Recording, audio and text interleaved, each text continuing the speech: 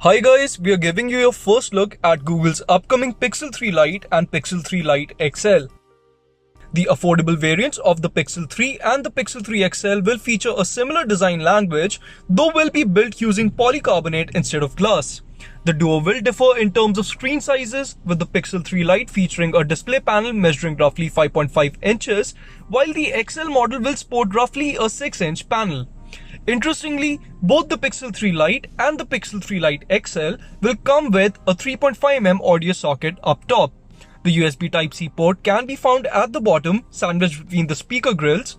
Both the volume rocker and the power switch are placed on the right spine, while the ejectable SIM tray is present on the left.